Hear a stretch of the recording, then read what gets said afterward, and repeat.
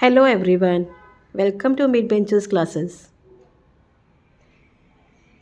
Yes, last video में हमने first lesson या सिमिलैरिटीज लेसन के थियरम्स लिए थे. Now we will start our second lesson Pythagoras theorem. Whatever properties and whatever theorem is there in this lesson we will do. Okay, first we will complete the theorems. All the lessons theorems हम complete करेंगे, कोशिश करेंगे जितना हो सके. Now our second lesson is Pythagoras theorem. In second lesson first property जो हमें पढ़ना है, it is what property of 30, 60, 90 triangle. So what is given if acute angle of a right angle triangle, acute means less than 90 degree, 30 and 60 degree, then the side opposite to 30 degree, side opposite to 30 degree, side कौन सा opposite होगा 30 degree, MN is half the hypotenuse. Now which is the hypotenuse? Ln is the hypotenuse, half of the hypotenuse. Okay, and the side opposite to 60 degree angle, 60 degree इधर है, उसके opposite में कौन सा side है? L M. वो क्या होगा? √3/2 of the times the hypotenuse. So in this figure what is given in triangle L M N, angle L equal 30 degree, angle M equals 60 degree, sorry 90 degree, and angle N equal 60 degree. This is given to you all. Okay, so now therefore what is given? Side opposite to 30 degree, side opposite to 30 degree equal, what is given? Half the hypotenuse, half of the hypotenuse, hypotenuse is Ln. Okay, and side opposite to 60 degree equal √3/2 of hypotenuse, that is √3/2 of ln. Okay, now if they have given any measurement, if their ln is equal to 6 centimeter, you have to find mn and ln. तो हमें पता है कि जो side 30 का opposite है that is M N opposite है, ये क्या होगा? हाफ ऑफ एल एन होगा. हाँ, तो एल एन हमें क्या दिया है? हाइपोटेन्यूज क्या दिया है हमको? 6 सेंटीमीटर दिया है. ये 6 सेंटीमीटर है. तो अगर हमें एम एन ढूंढना है, एम एन क्या हो जाएगा? Is equal to half into L N, that is equal to half into 6. 2 3 6, therefore M N equal 3 centimetre. M N क्या मिल गया? 3 सेंटीमीटर. वैसे ही हम लोग एल एम ढूंढेंगे. L M is what? Side opposite to 60 degree. वो क्या है? √3/2 ऑफ हाइपोटेन्यूज है. एंड हाइपोटेन्यूज क्या दिया है हमें? √3/2 इंटू 6. 2 3 6, तो what is the answer? 3√3 centimetre. Okay, hope you understood this property. So हमें याद क्या रखना है? आपका जो फर्स्ट एक्सरसाइज होगा इसी बेसिस को होगा. If the side is opposite 30 degree, it is half of hypotenuse. If the side is opposite to 60 degree, it is half √3/2 of hypotenuse. Property of 45, 45, 90 degree. Okay, what is given if the acute angle of a right angle triangle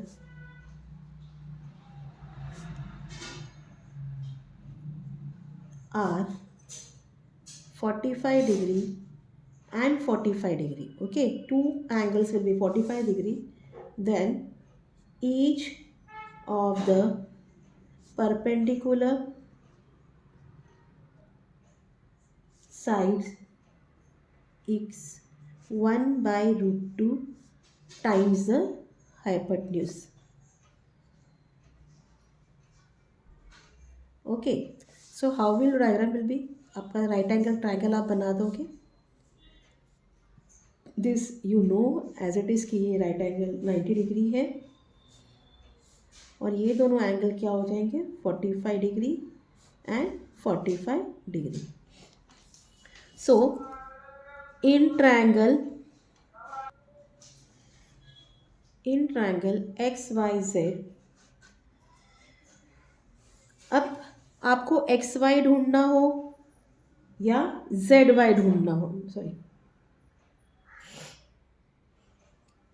x Y equal, क्या बोला है, दोनों जो भी है opposite side, जो भी 45 degree के साइड से इनर, तो क्या होंगे, perpendicular side, X Y and X Z. Perpendicular side कौन से है, X Y and X Z. तो X Y will be 1/√2 of hypotenuse, hypotenuse क्या है, जेड वाई। एंड वैसे ही एक्स जेड भी क्या होंगे, 1/√2, 1/√2 into Z Y. Okay, if they have given, so that means xy equal xz equal 1/√2 into ZY। तो अगर वो आपको ZY की वैल्यू 3√2 दे, क्या दे, 3√2 दे सेंटीमीटर, तो आपको एक्स वाई एग्जैक्ट निकालना है। हमने ऑलरेडी बोल दिया कि क्या है, X Y equal X Z equal 1/√2 into Z Y. ठीक है, X Y equal Y Z equal 1/√2 into Z Y. Now what is the value of Z Y, 3√2। So √2 cut, क्या मिल गया हमें, 3 सेंटीमीटर। तो X Y equal Y Z equal क्या मिल जाएगा आपको, 3 सेंटीमीटर।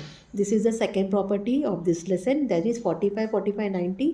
अगर आपको दो परपेंडिकुलर साइड्स है, राइट एंगल और एंगल्स 45 डिग्री है, तो दोनों साइड जो है परपेंडिकुलर साइड्स वो सॉरी 1/√2 किसके होंगे, हाइपोटेन्यूज के। आपको 1/√2 से हाइपोटेन्यूज का जो भी मेजरमेंट है वो मल्टीप्लाई करना होगा। Okay, now your first theorem of page number 33 is similarity and right angle triangle.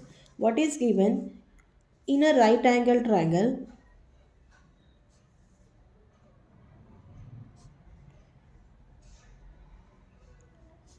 If the altitude, altitude का मतलब होता है height, okay, is drawn to the hypotenuse,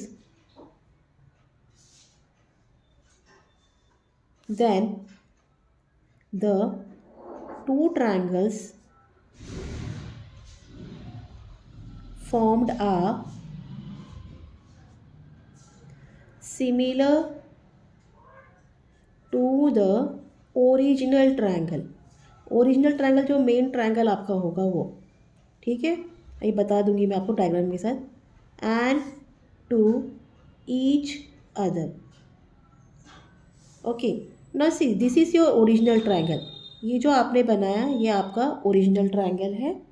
हाँ, नेम इट ABC। और उसके बाद आपको क्या करना है, अल्टीट्यूड बनाना है, किसको, वो हाइपोटेन्यूज को टच रहे। अल्टीट्यूड का मतलब होता है हाइट, याद रखना है ये हमेशा। Okay, name it D। Now again what is given, this angle is equal to this. Okay,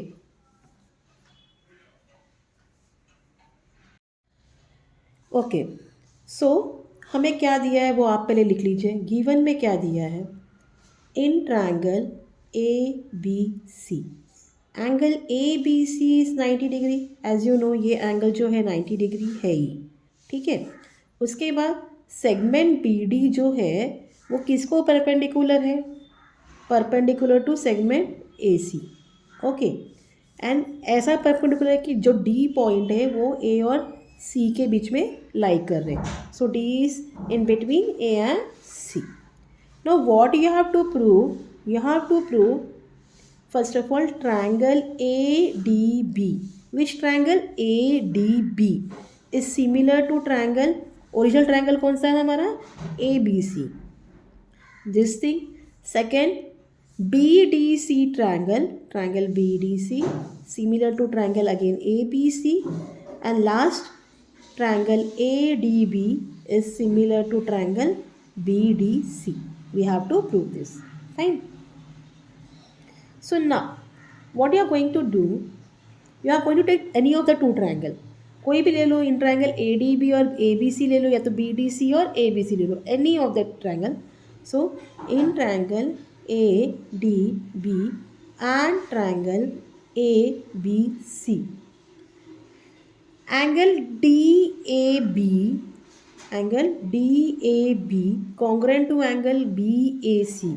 देख रहे हो आपको ये जो एंगल है, क्या लिखेंगे हम लोग, angle DAB congruent to angle BAC. So A angle is common in both of them, तो हम यहाँ लिखेंगे कॉमन एंगल. क्या लिखेंगे? Common angle. This part clear? Then again if you see angle ABC congruent to angle ADB, both are what? 90 degree. Okay, angle ADB congruent to angle ABC. Why it is congruent? Each is 90 degree. Fine. Therefore what happened? These two triangles are similar. Triangle ADB is similar to triangle ABC by AAA test. Give it 1. Same way we are going to prove other triangle also. क्या लिखेंगे? In triangle BDC. Now the triangle is BDC and triangle ACB. अब आप देखो BDC and ABC ACB में, sorry ABC में C angle is common in both of them. हम वो पहले लिखेंगे. Angle BCD congruent to angle ACB. Why it is congruent? Both are common angle. Fine. Then angle BDC is congruent to angle ABC. Why they are congruent? Each is 90 degree. तो इस वजह से क्या हो गया? ट्रायंगल BDC भी क्या हो गया? सिमिलर हो गया ट्रायंगल ABC को by AA test. Fine. Give it 2. Hope you are understanding. Now हमने कल एक प्रॉपर्टी पढ़ी थी, मैंने आपको परसों एक प्रॉपर्टी बताई थी, अगर आपको याद हो तो. अगर पहला ट्रायंगल दूसरे को सिमिलर है और दूसरा तीसरे को सिमिलर है, तो जो क्या होगा? पहला और तीसरा भी क्या होंगे? एक दूसरे को सिमिलर होंगे. इसको हम लोग क्या बोलते हैं? Transitivity. We are going to use this property over here. तो यही चीज़ आपको मैंने लास्ट वीक एक्सप्लेन किया था. तो इस वजह से क्या होगा? From therefore triangle ADB similar to triangle BDC. यहाँ रीज़न आएगा फ्रॉम 1 एंड 2. इसको आप 3 दे दोगे. फाइन. सो लास्ट में लिखेंगे from 1, 2 and 3 triangle ADB is similar to triangle BDC is similar to triangle ABC. Reason is transitivity. Okay. आया समझ में पहला theorem. Next theorem is theorem of geometric mean.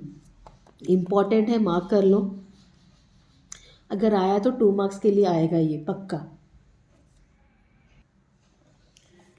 So next theorem is theorem of geometric mean.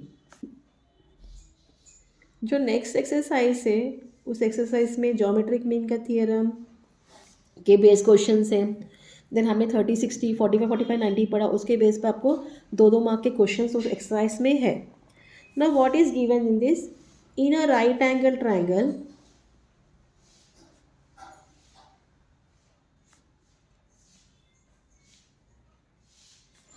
the perpendicular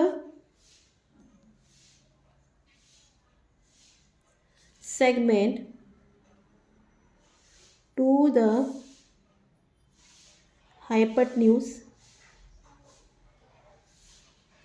from the opposite vertex is the geometric mean of the segments into which the hypotenuse is divided. Now what is mean by this? आपको क्या बोला है? In the right angle triangle. Okay, in a right angle triangle, this is your right angle triangle PQR. The perpendicular segment to the hypotenuse, perpendicular to the hypotenuse from the opposite vertex is, मतलब ये perpendicular क्या है? Geometric mean of the segment of the which hypotenuse is divided, इसका मतलब क्या होता है बता देती हूँ आपको। पहले तो जो है गिवन लिख दो, क्या आप लिखोगे गिवन में, in triangle P Q are angle PQR equal to 90 degree and segment QS is perpendicular to segment या hypotenuse PR. Now what you have to find, geometric mean का मतलब होता है that this hypotenuse जो होता है PS into SR किसको equal होगा, SQ को होगा, किसको इक्वल होगा, SQ को, SQ स्क्वायर को, स्क्वायर हाँ क्या। सो आपको फाइंड करना है to prove Q S square is equal to P S into S. Okay, now how you are going to prove it, आप लिखोगे in right angle triangle, sorry right angle triangle, which triangle, P Q R, what is given, segment QS is perpendicular to hypotenuse PR, बराबर। अब हमने last theorem में already बताया कि ये जो ट्रायंगल्स है वो मेन ट्रायंगल जो होता है उसको भी सिमिलर होते हैं और एक दूसरे को भी सिमिलर होते हैं। तो दैट मीन्स हमारे पास जो ट्रायंगल मिल रहा है QSR और ट्रायंगल PSQ, ये दोनों सिमिलर है एक दूसरे को। Triangle QSR similar to triangle PSQ, इसको आप लिखोगे सिमिलैरिटी ऑफ राइट एंगल्स, जो हमने लास्ट थियरम में पढ़ा।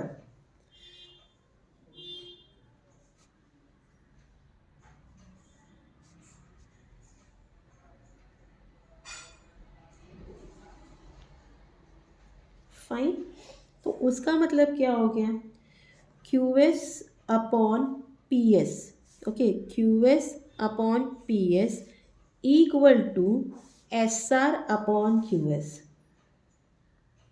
आप QS ही लिखो, वहाँ SQ लिखा है तो QS ही लिखो, कोई दिक्कत नहीं है। ओके, तो देयरफॉर आप इसको क्रॉस मल्टीप्लाई कर लोगे, QS square equal PS into SR, मिल गया। तो इसके बाद लिखोगे therefore segment QS is the geometric mean of segment PS and SR. Hope you are able to understand this, it is very easy, आपको कुछ करना नहीं है ज़्यादा, आपको सिर्फ जो गिवन है प्रूव है लिखना है, and you have to start writing in right angle triangle PQR segment QS is perpendicular to PR, then what triangle we are doing, triangle QSR similar to triangle PSQ। Already हमने last theorem में बताया कि वो क्या है, similarity of right angle triangle है। उस वजह से क्या हो गया, QS upon PS is equal to SR upon QS या SQ। देन हम इसको क्रॉस मल्टीप्लाई करेंगे, QS into QS will be QS square is equal to PS into SR। इसके लिए क्या हो गया, सेगमेंट QS क्या है, ज्योमेट्रिक मीन है ऑफ इसका, सेगमेंट PS का एंड SR का, ठीक है। Hope you are able to understand this. Now अब ये लेसन में 3 थियरम्स और बच गए हैं। One is Pythagoras theorem, okay, ये इम्पॉर्टेंट है गाइस, ये इम्पॉर्टेंट है, इसको आपने पढ़ना है। जैसे हमने बोला ज्योमेट्रिक मीन इम्पॉर्टेंट है, वैसे ये भी इम्पॉर्टेंट है, मार्क कर लो आप इम्पॉर्टेंट इसको, पाइथागोरस थियरम। देन उसके बाद है हमारे पास converse of Pythagoras theorem, and last one is Apollonius theorem. And again this Apollonius theorem last year it was omitted, this portion was omitted, so you have to study this, या इसको भी mark कर लीजिए। and these 3 theorems I am going to explain you tomorrow. Okay, take care, goodbye, and please study hard.